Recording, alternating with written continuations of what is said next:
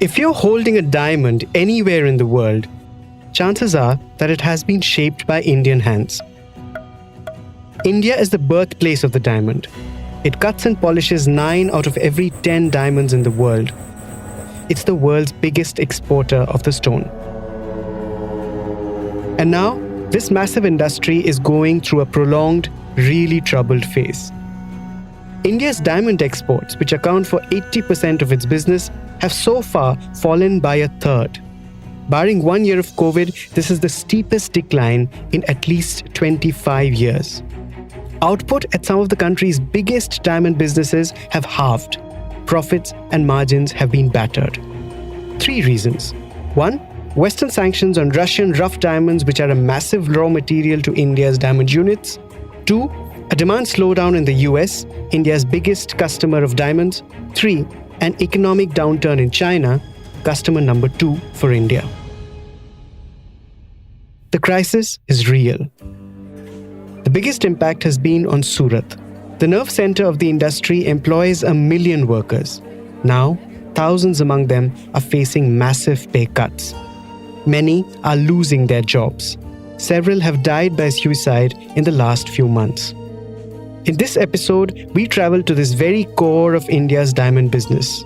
We visit a diamond factory, talk to merchants, brokers, workers, and a union leader, and try to understand the issues that now face this centuries-old industry. It's the 8th of September. I'm Anirban Chaudhary, and this is the Morning Brief.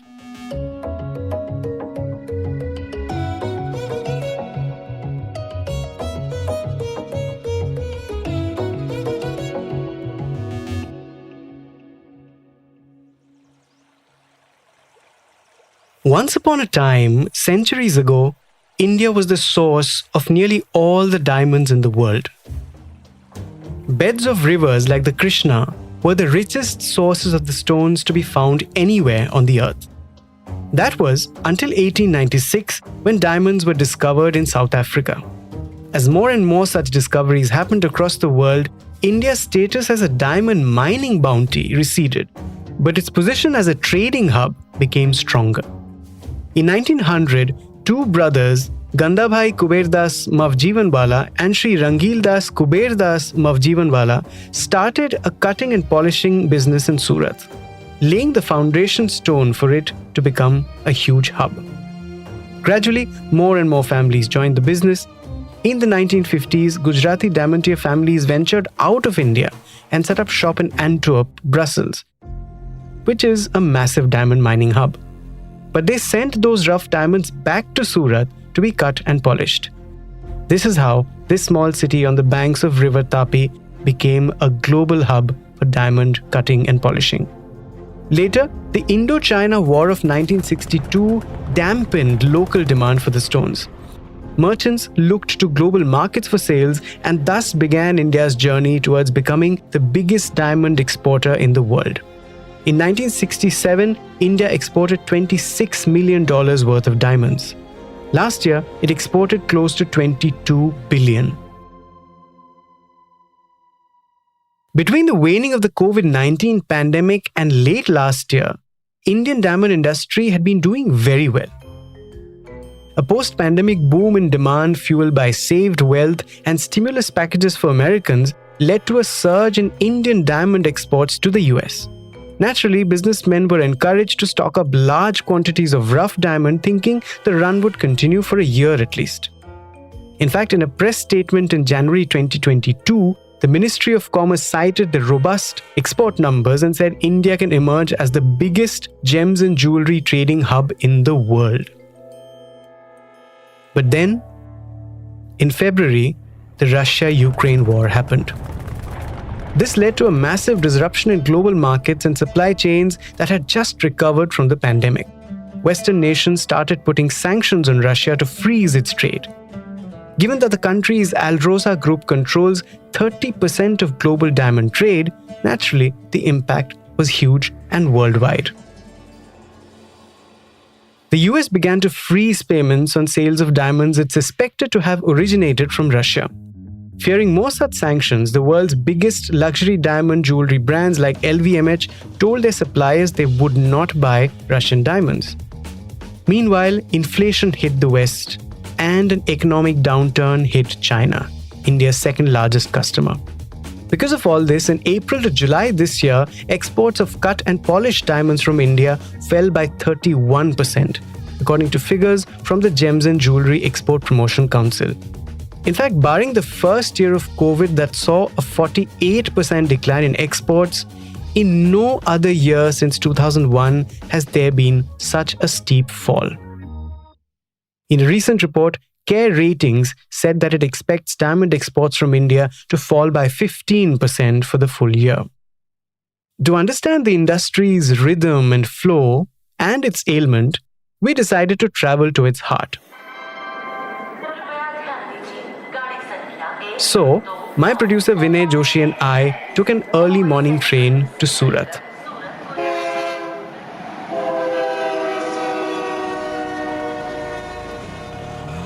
True to its name, Kohinoor Road in Varacha, Surat is all about diamonds.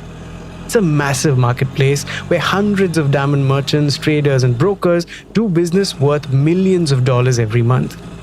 But nothing about the street indicates the massive value of the work that's happening inside its buildings. There's no plush offices, no expensive cars. Just an inordinate number of two-wheelers jostling for space, and huge parking lots for them in each building. In the middle of one such parking space with hundreds of motorcycles and scooters parked stands Savitri Building, the office of Shlok Exim. बोलिए। जयेश गांधी के साथ interview है। ठीक है, रुको एक minute. Hello, कोई भाई आए हैं इकोनॉमिक टाइम्स से आपको मिलने के लिए। भेजू? क्या नाम है आपका? अनिर्बान भाई नाम। A narrow collapsible iron gate, the only entry and exit point to this huge factory, is slid open to admit us into the premises. Us, meaning Vinay, my colleague Nehal Chaliawala, who joined us in Surat, and myself. The gate is slid back and locked immediately after we entered. Tejas Savalia, who's in charge of operations in this office, shows us around. क्या है कि पूरी शुरुआत होती है ऊपर से, तो पहले वहाँ चलते हैं, ठीक है? The factory is divided into two floors, each with departments that a rough diamond travels through in its journey into becoming a cut and polished finished product. यहाँ पे जो हमारा रफ डायमंड होता है, रॉ मटेरियल, उसमें planning होता है, मेकेबल वो पड़ता है, फिर बाद में नीचे मैन्युफैक्चरिंग के लिए भेज देते हैं. In the floor above, employees sit peering into computers on whose screens holograms of diamonds rotate. They're being scrutinized for shape and purity. This is the planning department or the brain of the factory. ये दिमाग है. अगर यहाँ पे कुछ गड़बड़ी हुई तो फिर वो लॉस हो जाएगा कंपनी को, ऐसा. Really simply put, a diamond has three parts. The girdle or the outer lining when seen from above. The crown, which is the part above the girdle, and the pavilion, which is the lower part with the pointed end.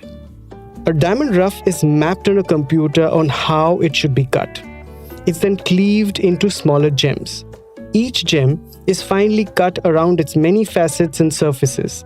They are then polished and sent for final quality checks before being ready for sale. Now don't be fooled by the simplicity because each process is really intricate and layered.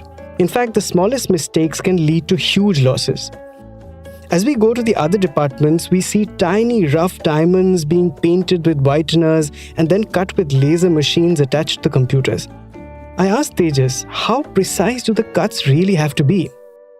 कि समझो जो कच्चा हीरा carat का है उसमें से 30 Saint का एक हीरा निकला, ठीक है, 30 के हिसाब से काटना है. अगर वो काटने में गलती कर दी और 25 सेंट का हो गया तो वो 5 सेंट की तो नुकसानी हो गई. Now 1 cent is the smallest measurable part of a diamond. It's equivalent to just 2 milligrams and it's 1/100th of a carat, which is the most widely used unit of measure for the stone. I asked Tejas again, how much loss would a mistake of 1 cent be worth? हमारी company ने जो carat का हीरा है वो आप समझो कि $1000 का है और $99 का $700 है. तो फिर हमारे में $300 की नुकसानी होती है। दूसरी कंपनी में एग्जांपल ले लेते तो कैरेट का $1500 है और 99 का $1000 है, तो उसमें $500 की नुकसानी आती है।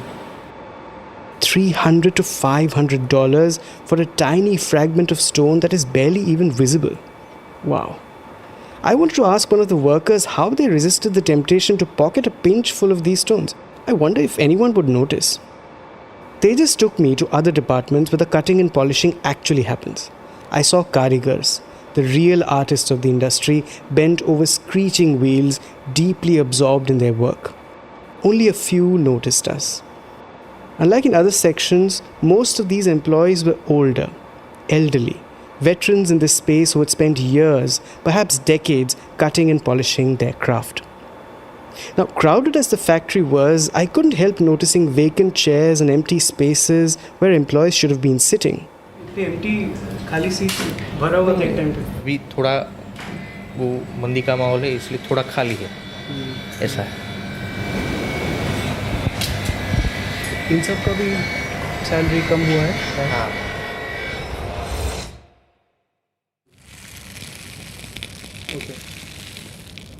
ये इसका just to get an idea, इसका कॉस्ट कितना होगा जो आपने खरीदा इसका? $70 per carat, 579 carats है। That's Jayesh Gandhi, the owner of the company whose factory we've been exploring. He's showing me a handful of rough diamonds that were lying in a lump on one corner of his office table. $40,000. $40,000. This one. This one. This handful of. Multiply by 83, it comes 33,63,000. Okay. Like many Surtis, Gandhi is a second or third generation diamantaire. इसको कम से कम ये 15 साल हो गए, 15-17 साल हो गए। पहले चालू किया था मैंने, अभी मेरे दोनों सन हैं वही संभालते हैं। मैं जस्ट लाइक ओनली रिटायर हो गया हूँ मैं तो पूरा।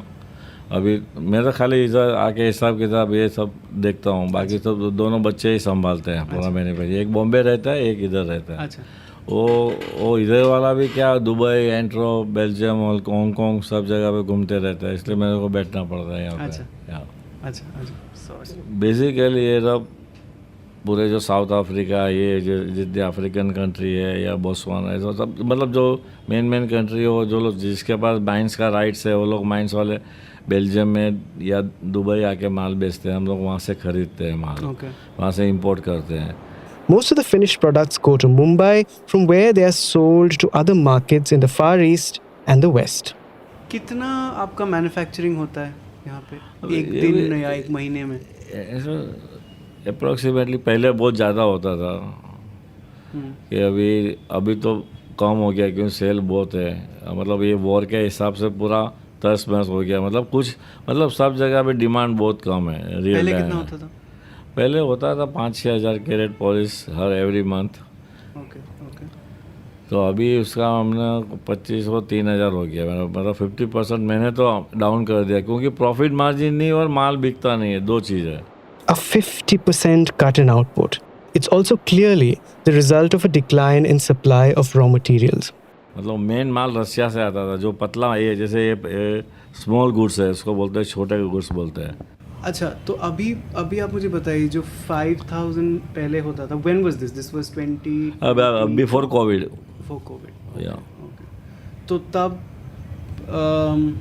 what would have been your monthly or quarterly revenue? So 2020 for instance, what was your revenue? पूरा 2020 annual revenue कितना था आपका? मेरे हिसाब से 1 करोड़ के आसपास तो रहेगा, 80 करोड़ के पास। मेरा 100 करोड़ का टर्नओवर है अगले साल। तो बढ़ रहा है फिर, मतलब इतना वॉल्यूम कम होके बढ़ कैसे रहा है? मैंने रॉ मटेरियल का भाव डबल हो गया तो आपका काम ऐसे ही डबल हो गया ना। जो चीज़ पहले 100 रुपये में मिलती थी, आज रॉ मटेरियल 200 का हो गया, तो आपका पहला 50 करोड़ का काम होता था, 100 करोड़ का तो ऐसे ही हो गया आपका। अच्छा। Basically, Gandhi is saying that he has to pass on the higher raw material prices to his consumers, but his margins and profitability are deeply impacted. I ask him if he's had to cut salaries and lay off employees, something Tejas has already shared with me. नहीं, हम लोग salary कभी कम नहीं करते हैं। अच्छा। मतलब भाई काम नहीं है, जो काम नहीं है तो आदमी खुद छोड़ के चला जाता है, दूसरी ऑफिस में चला जाता है। हमने कभी किसी को निकाला नहीं. Well, Gandhi claims he hasn't sacked people, but his employees' strength is down to almost half. More than 800 था. और अभी अभी 450 ऐसा कुछ. मतलब इसमें क्या है, 10-20 कारीगर रोज ऐसे ऊपर नीचे होते हैं. एवरी डे 5 कारीगर जाएगा, 5 कारीगर नया आएगा.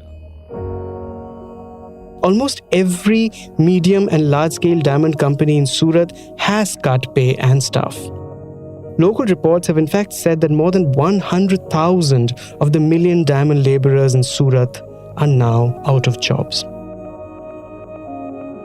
Bhavesh Tank is the vice president of the Diamond Workers Association, a union body. When we first meet him, he's just come back from the hospital. A diamond factory worker died by suicide the previous night. A 20-year-old diamond worker named Ashish Balar ended his life. He had been jobless for 15 days and couldn't find work despite trying hard. The problem is that many young people like Ashish start working in the diamond industry at a young age, around 17. They stick with this job for a long time and don't develop skills for other jobs. So when they lose their job, it's tough for them to find something else. Some have tried to start their own businesses, but the money they make isn't enough to support their families.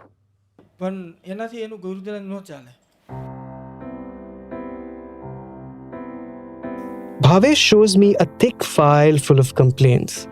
I ask him if these have piled up since Jan. He replies no, they've come in just this month.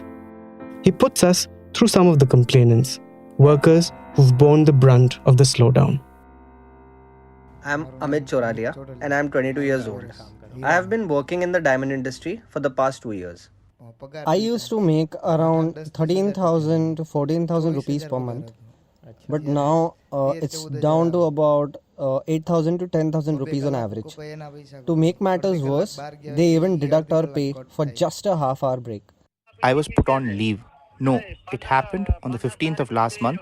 I had fever for a day and took leave. The next day, they informed me that I was permanently let go. I'm Nilesh Bhai Mohan Bhai Damani. I work in the diamond industry. The diamond office I used to work at was raided last month.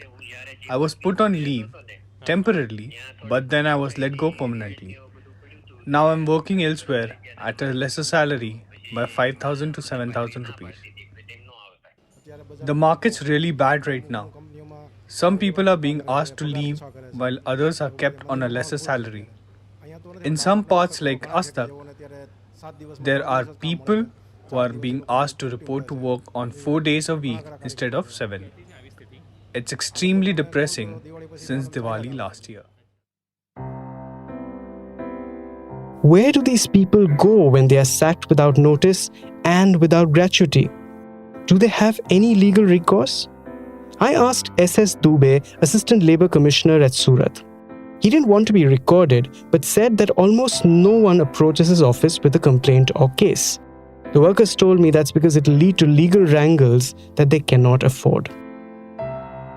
Many of the businessmen and workers are now pivoting to lab-grown or synthetic diamonds. What are those? Well, according to a very interesting definition that I found on the internet, they are like test tube babies grown from a single seed of diamond under the same heat and pressure as in the crust of Mother Earth.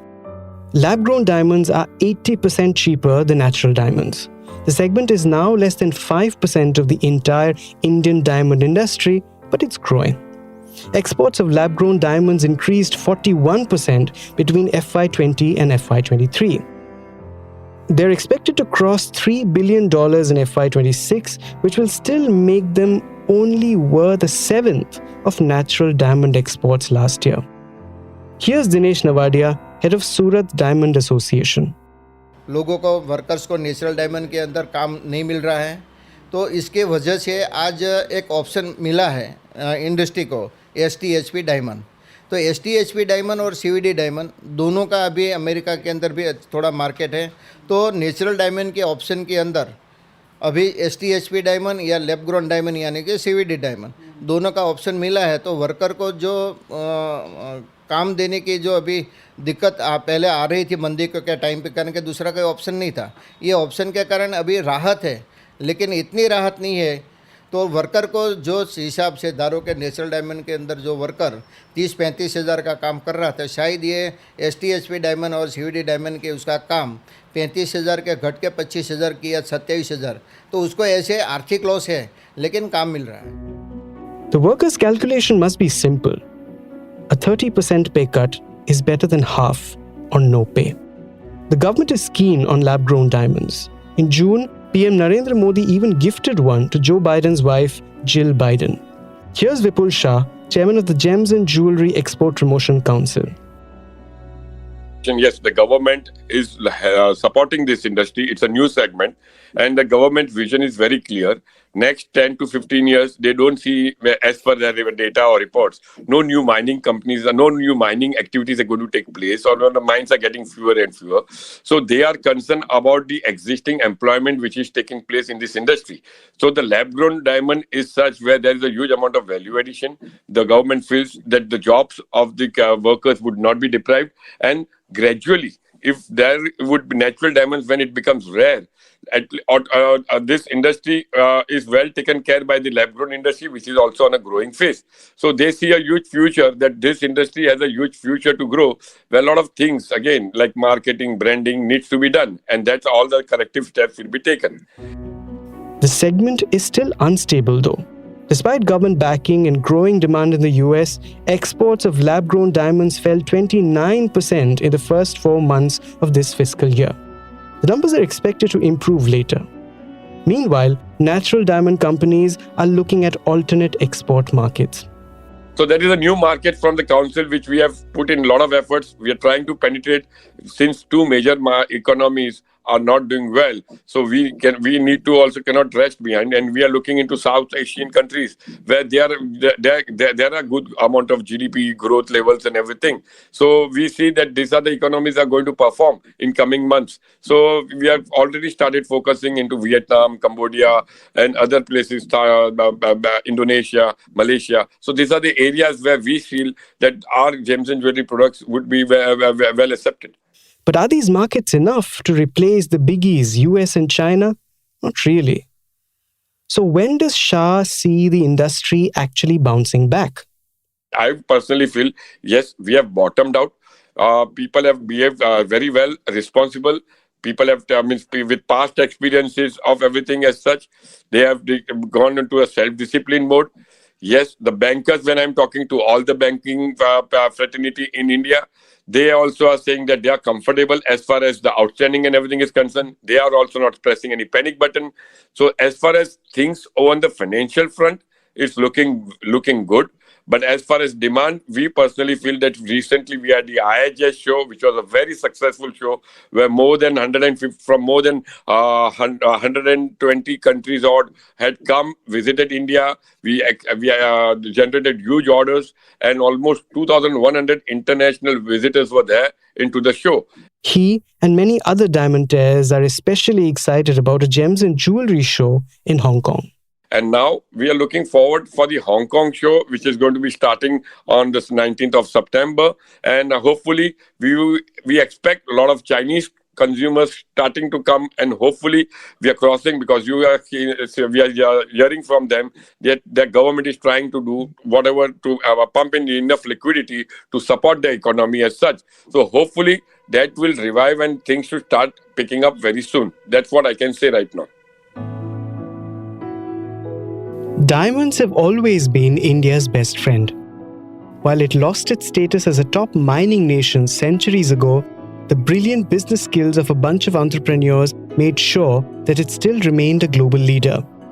In terms of value, scale, status, and employability, whichever way one chooses to look at it, the industry is too consequential for its problems to remain unresolved for so long.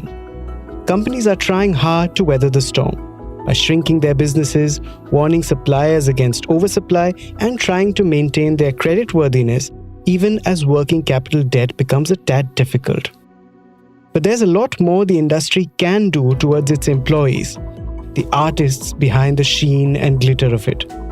Gratuity is just one of the things that have to be done. The industry's pivot towards lab-grown diamonds can potentially make India a top diamond creator and not just a trader. And there's government support too, but the segment is too small and too unpredictable yet to be a substitute anytime soon. Most critically, problems facing this industry are external. A lot depends on India-US relations, and some are looking hopefully towards the G20 summit, although it's not clear whether diamonds will find a mention there. So for now, it's wait and watch as one question looms large. For India, can diamonds really be forever? That's what we leave you with today. You were listening to this episode on The Morning Brief. The team behind this episode, Vinay Joshi, Nehal Chaliawala, Indrajit Bhattacharjee, Anupriya Nair, Arijit Barman, and myself, your host Anirban Chaudhary. Big shout out to my colleague Shutanuka Ghoshal for all her help and her stories that triggered the episode. The Morning Brief drops every Tuesday, Thursday, and Friday. Do like, share, subscribe, and comment. Keep listening and have a good weekend.